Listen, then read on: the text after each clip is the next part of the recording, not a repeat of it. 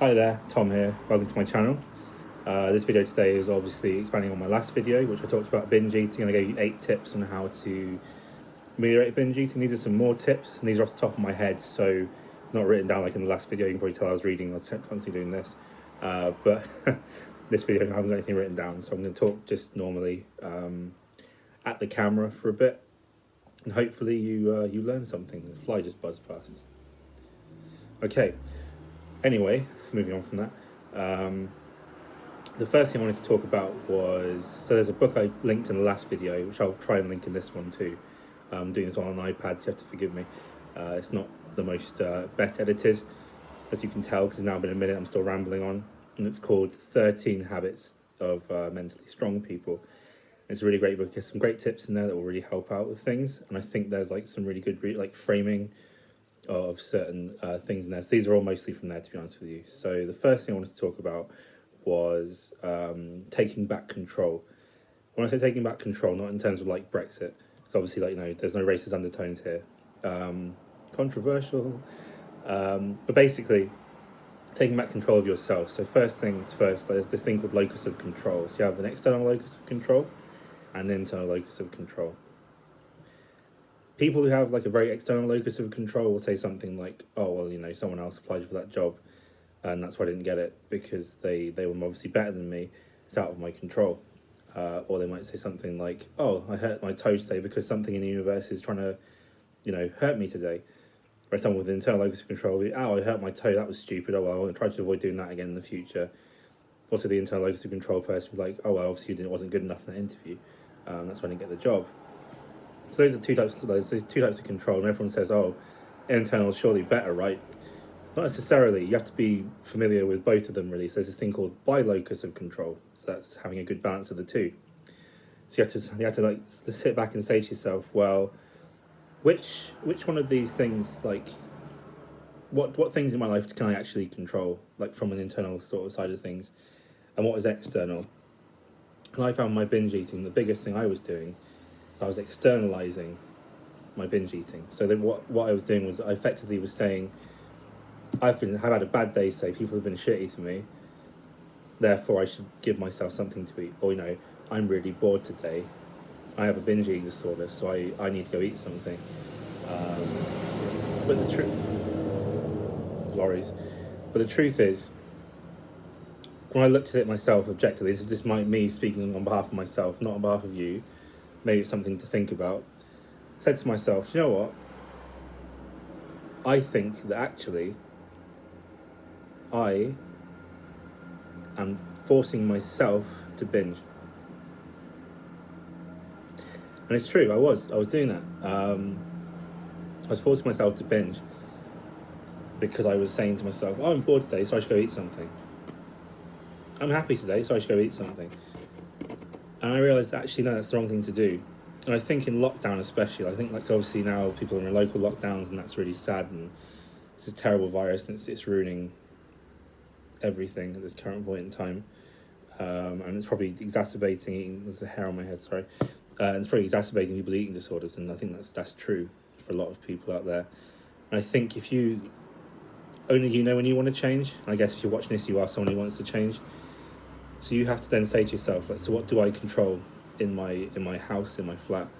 And it's not always easy because you live with people, and those people may control food or what's in the cupboards, and you can't really say to them, oh, you can't buy chocolate because that's something I binge on.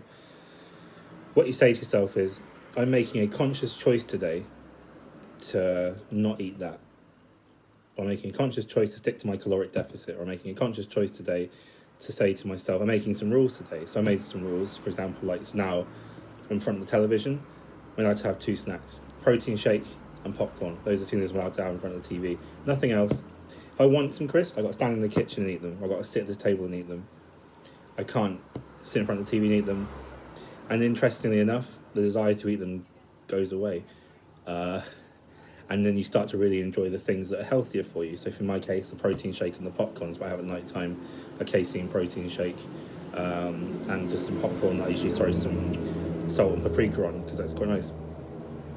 So yeah, that's what I have in the evenings, and that's something I seldom say to myself, okay, so when I would normally binge, which is normally nighttime, no one really binges in the daytime. I think Greg Doucette covered this in one of his videos actually. So like, no one actually really binges in the daytime, and it's true.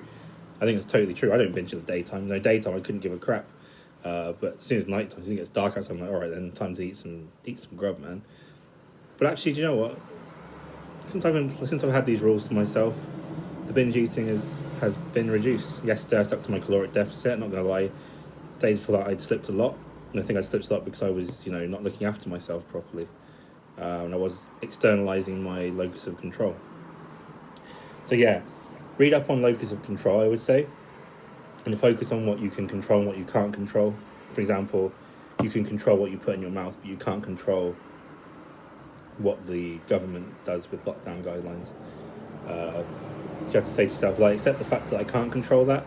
What I can control is my eating, to an extent. Obviously, like, you're going to have days where you're going to slip, and that's fine. Just forgive yourself and move on, because that's what I do. And it's hard to do that. It's very hard to forgive yourself, because, like, it sounds odd because you're like, I'm forgiving myself, but it's good to forgive yourself, so do that. And that's kind of like actually not something I was going to talk about. Now I'm going to talk about forgiving yourself, because that's super important. How do you forgive yourself? You have to really sit there and say to yourself, like, look, I slipped up, and I'm really sorry, and sorry for my moustaches. Okay, it was really distracting me. I was talking to this camera. You say to yourself, I forgive myself. I'm okay still. Tomorrow, now I need to just go, eat as I normally would, and just have a normal day, and that's totally fine. And today, I'm not gonna lie to you, the black miasma, as I call it, like it's like a fog that lives in you.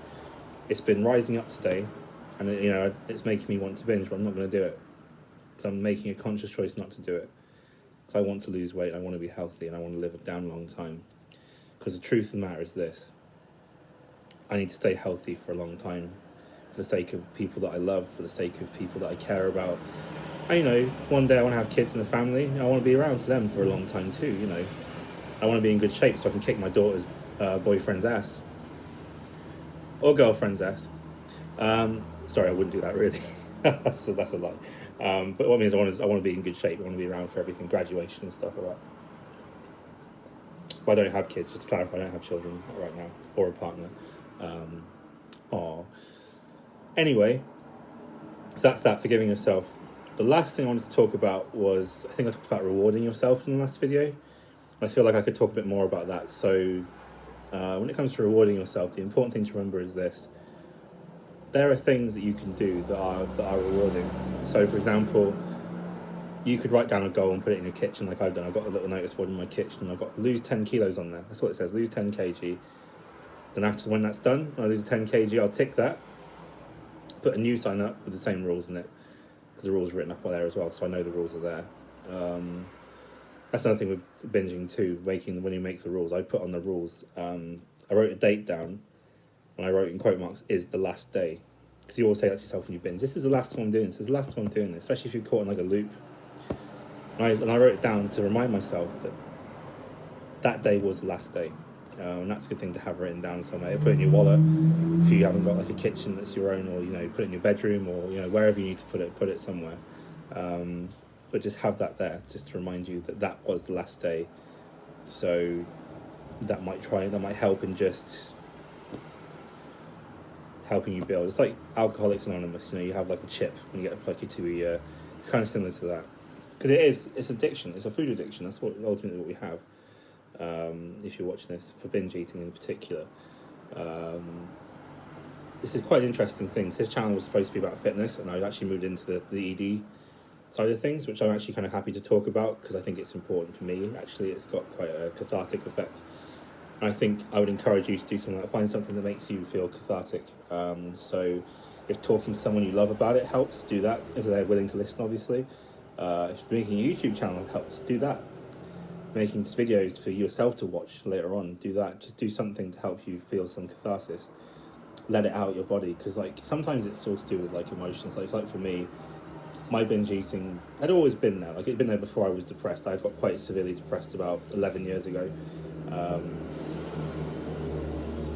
And thankfully I came through it, and now really the only issue I have is loud vehicles passing my flat. but it's too hot to close the windows, I'm sorry. You have to make do with the sounds in the background.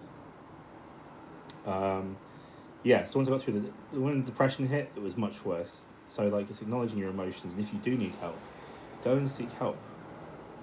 Please go and seek help. Like, and also, if you're waiting for help, please hang in there, because I know that not everyone can afford to get help. I went through the NHS, and luckily where I am in the UK, and at the time I did apply for it, it did help a lot, because I think I got away with the whole like system. So I got very lucky, and I had a really good therapist. And shout out to him as well. I'm not going to say his name, because I think like his whole therapy privacy thing, but all I'll say is he's fantastic. So if you're watching this, thank you. So yeah, like, go and seek help. That's so important. If you think you need help, go and do it. And it's a very difficult thing to do, and it's a very brave step to take. But please do that. Like, it really does help you a lot. Even if you have a bad therapy experience, it can actually sometimes even catalyse you to move on into something that's more, beneficial for yourself. We call that eustress in psychology, like euphoria and stress. So basically, like, you get stressed, but you get through that stress, and then you kind of feel like a euphoria afterwards. Because it's like a positive stress, if you like. I'm not a stress psychologist, so I don't necessarily know that for a fact, but I know that eustress is a thing. So that's the video for today. I think like there's nothing else I can really say right now off the top of my head. I guess like I talked about locus of control. I've talked about other things as well, like rewarding and writing rules down and stuff. I think that's really it, I suppose. I guess, okay, one thing I should say actually, sorry, now it's coming to my head, is you might be afraid of change. So like you might want to look a certain way, you might want to be healthy, and you might want to be, in good shape. But you fear the change, and I think that's important, and I fear the change too. I feared this sensation of being hungry. And the truth is, when I face that fear of being hungry, I get hungry, obviously, everyone still gets hungry no matter what. I now get hungry, but it's not as horrible, not as binge provoking as it could have been. So the day I was really hungry, I went to the get a haircut, as you can tell, for my dope ass fade. It's not actually a fade, it's just a short back and sides. It needed to happen, long overdue. But the other day I was really hungry after my haircut. I walked past lots of shops that sell like yummy food. I'm talking yummy food, like really good food. And I could have grabbed myself like a massive bag of crisps. I could have grabbed myself this, and this. I didn't. I got myself a Huel. I'm not sponsored by Huel, and I'm not going to say this now as a thing. Apparently Huel is supposed to be filling. And you know what? It hit the spot. It was 400 calories in one drink, which is a freaking lot of calories, sorry. But it was worth it. It hit the spot. But it's that whole thing of like, in the past when I would have been hungry, I would have definitely gone to the shop and bought myself like a sandwich, probably a big bag of crisps, probably a big chocolate bar, maybe even like other things too. To on the side, I'd like a sandwich in town, I'd get it back and I'd put a pizza in the oven, for example, something stupid like that. Whereas now I think I'm definitely more geared towards like picking up something that's reasonable, because you can pick up something reasonable. That's like that whole choice thing, but it's also about learning to not fear change. So I would suggest the first thing you do is make a small change in your life. Something that makes you feel a little bit uncomfortable, but not so uncomfortable that it makes you want to quit.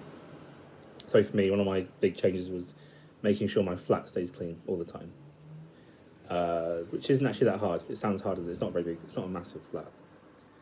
So that does make life easier for me. So just try and find small changes that you can make to your day, and eventually start applying them to your own personal self. And you'll get through this. You can get through this. You have boundless ability. And think about things you've done in the past. Think about all those times in the past when you've been uncomfortable and you've pushed through something and had a reward at the end. Everyone's done that. Everyone's had that thing. You might have finished a paper you needed to get finished. You might have worked a particular role in production, like I've worked in production before, like, and I had to hit a certain target which seemed impossible, but I hit it. There's always something you've done in your life that made you uncomfortable, that you pulled through and reap benefits from later on,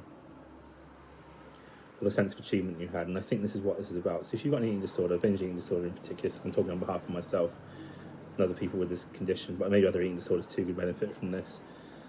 You can push yourself through things that make you uncomfortable, but you have to do it at your own pace and in your own time. So take care of yourselves, love yourselves, like, subscribe, share, whatever you want to do. Until next time, have a wonderful, wonderful day.